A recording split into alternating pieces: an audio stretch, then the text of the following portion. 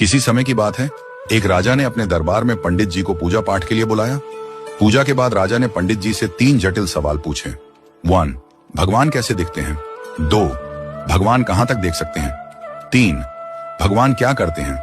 पंडित जी थोड़े सोच में पड़ गए और बोले, महाराज, इन सवालों के उत्तर देने के लिए मुझे थोड़ा समय चाहिए। राजा ने उन्हें 1 महीने का समय दिया। पंडित जी घर लौट आए, लेकिन कई दिनों तक उत्तर नहीं सूझा। उनकी परेशानी देखकर उनका बेटा बोला, पिताजी, आप क्यों चिंतित हैं? पंडित जी ने उसे राजा के सवालों के बारे में बताया। बेटे ने आत्मविश्वास से कहा, पिताजी, आप चिंता न करें, मैं इन सवालों का उत्तर दूंगा। अगले दिन दोनों राजा के दरबार में पहुंचे। राजा ने पंडित जी से पूछा, पंडित जी, आपने मेरे सवालों के जवाब खोज लिए? पंडित जी ने कहा, महाराज, मेरे बेटे ने इन सवालों के उत्तर देने का जिम्मा लिया है। राजा ने पूछा, तो बताओ, पहला सवाल, भगवान कैसे दिखते हैं?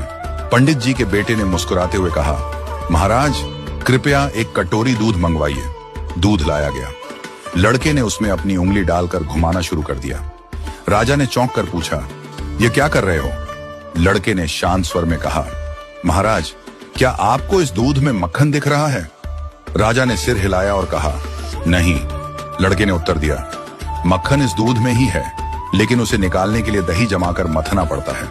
ठीक वैसे ही भगवान हर जगह हैं, पर उन्हें देखने के लिए ध्यान, साधना और सेवा का मंथन करना पड़ता है। राजा ने मुस्कुराते हुए कहा, अच्छा उत्तर दिया। अब बताओ, भगवान कहां तक देख सकते हैं? पंडित जी के बेटे ने कहा, महाराज, कृपया एक दिया मंगवाइए और उसे जलाइए। दिया जलाया गया और उसकी रोशनी चारों ओर फैल गई। लड़के ने पूछा, इस दिए की रोशनी कहां तक जा रही है?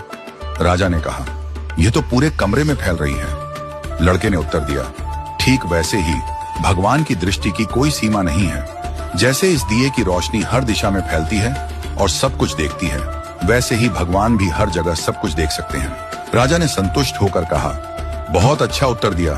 अब बताओ, भगवान क्या करते हैं?